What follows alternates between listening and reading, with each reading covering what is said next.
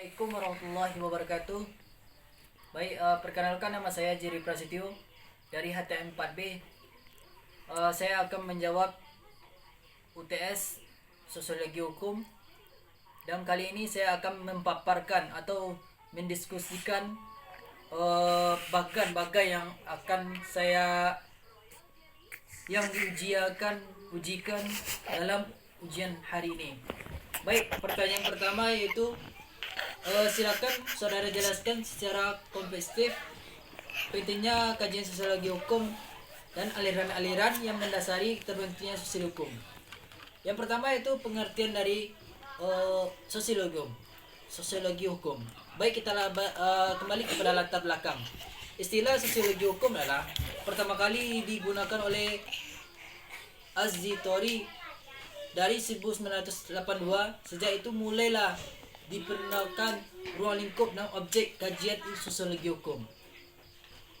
Namun sosiologi hukum dipengaruhi oleh disiplinnya ilmu-ilmu yang dimana diantaranya yang pertama ilmu filsafat hukum.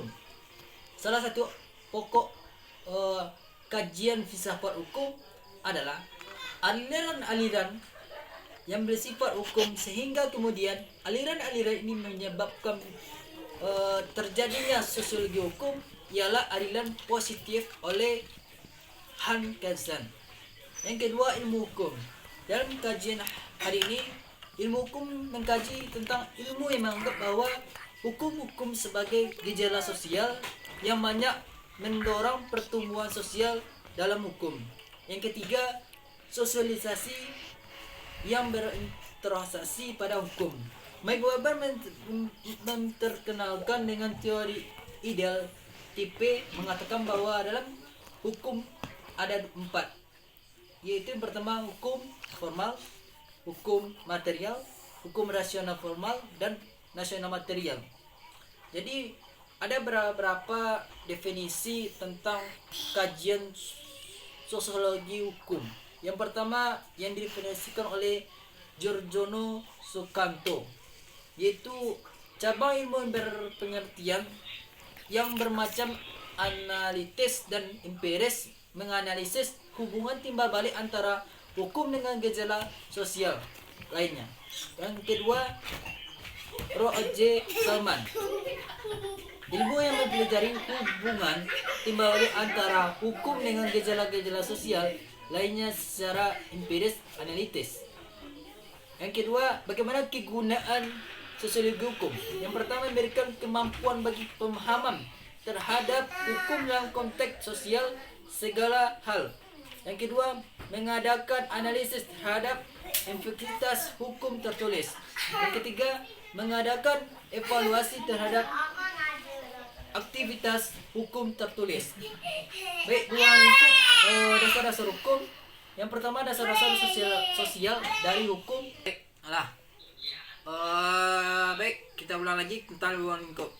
Ruang lingkup sosiologi hukum adalah dasar-dasar sosial dari hukum tertulis, sosial yang berbentuk dalam hukum. Yang kedua, efek-efek dari hukum terdapat gejala-gejala sosial lainnya. Yang kedua itu bagaimana aliran-aliran pemikiran yang mempengaruhi terbentuknya sosial. Yang pertama, mazhab formalitas. Apa yang maksud dengan mazhab formalitas?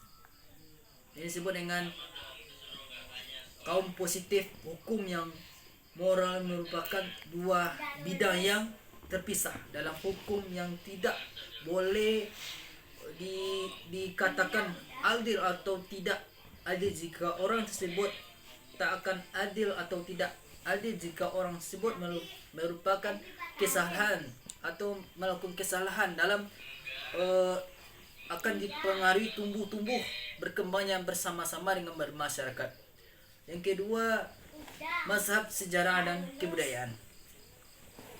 Hukum merupakan perwujudan atau kesadaran hukum yang bermasyarakat.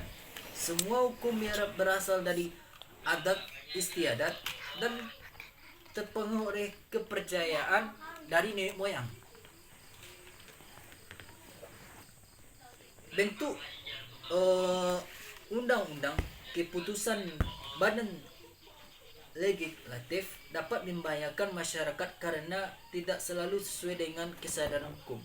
Yang ketiga, aliran-aliran utilitarisme adalah manusia-manusia yang bertindak untuk memperbanyak kebahagiaan, mengurangi penderitaan. Ukuran baik buruknya untuk perbuatan manusia tergantung kepada apa yang diperbuatan oleh manusia tersebut.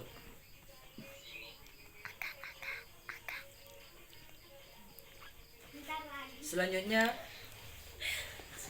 yaitu pertanyaan kedua, yaitu silakan saudara jelaskan secara komprehensif tentang hukum dan stabilisasi sosial dan diberikan contoh konkret yang di sekitar tempat tinggal saudara.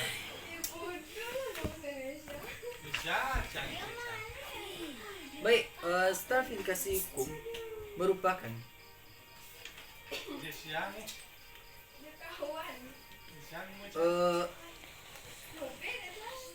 stratifikasi hukum adalah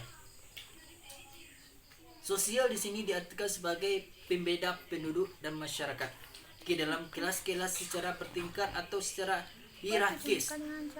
Di dalam stratifikasi sosial yang kompleks itu maksudnya adalah sebagai suatu keadaan yang mempunyai tolak ukur yang banyak atau ukurannya dipergunakan sebagai indikator-indikator untuk menduduk sebuah dalam posisi. Ada pendapat ahli mengenai pengertian stratifikasi hukum. Stratifikasi hukum menurut Robert M.Z. Lawong merupakan stratifikasi sosial merupakan pengelompokan atau orang-orang yang termasuk ke dalam sebuah sistem sosial tentu dalam kelapisan-lapisan hierarkis atau menurut dimensi kekuasaan. Yang kedua, Peterin A. Sorkin merupakan stratifikasi sosial merupakan pembeda penduduk atau masyarakat pada bagian kelas secara bertingkat atau hierarkis. Menurut Surjono Sukanto merupakan stratifikasi hukum adalah pembeda masyarakat atau penduduk ke dalam berbagai kelas secara bertingkat. Yang keempat, Horton dan Hook merupakan pendapat oleh Horton dan Hook mengalami perubahan pengertian dari mana stratifikasi hukum adalah sistem yang beredar dalam struktur yang berlaku atau hidup dalam kehidupan masyarakat. Jadi kita kesimpulannya yaitu stratifikasi hukum sosial adalah pembeda penduduk secara bertingkat-tingkat atau jenis atau gendernya. Tingkat-tingkat atau berdasarkan hierarkisnya.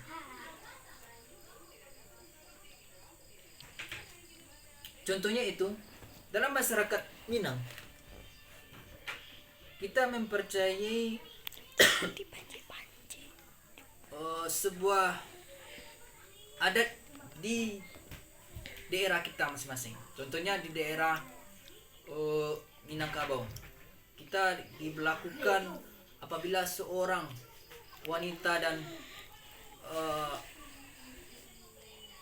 laki-laki melakukan hubungan intim di luar pernikahan, maka perempuan dan laki-laki itu di dalam adat Minangkabau akan diarak atau dikelilingi oleh berjalan kelilingi kampung. Itu contoh dalam adat Minangkabau. Dalam contoh yang kedua itu dalam masyarakat Bali mempunyai beberapa kasta. Kasta itulah beberapa tingkatan-tingkatan atau antara satu dengan yang lain tidak pernah sederajat. Baik, yang ketiga yaitu silakan saudara jelaskan secara komprehensif tentang fungsi hukum dalam bermasyarakat dan bagaimana aplikasi di Indonesia. Yaitu bagaimana kedudukan fungsi hukum dalam masyarakat dan bagaimana aplikasi di Indonesia. Fungsi hukum dalam kehidupan masyarakat. Yang pertama, hukum sebagai sarana kekayaan sosial. Tercipta kondisi sosial yang baru, yaitu dengan peraturan-peraturan hukum yang diciptakan dan kekayaannya dilakukan terjadinya perubahan sosial, keadaan hidup, serta terbatas menuju hal yang sejahtera atau keadaan hidup yang lebih baik. Yang kedua,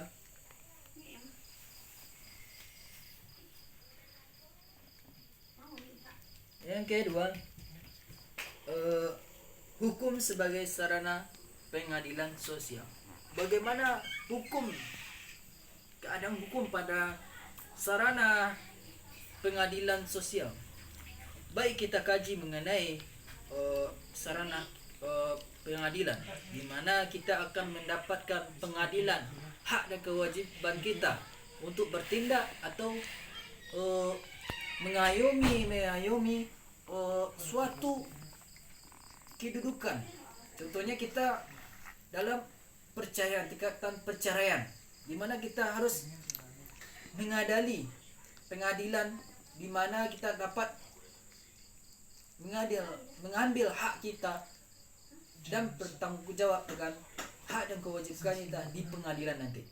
Yang ketiga itu hukum sebagai sarana penginteresasikan.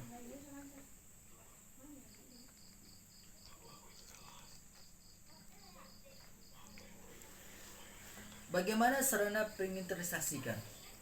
Yaitu dalam sistem ini menginteresasikan suatu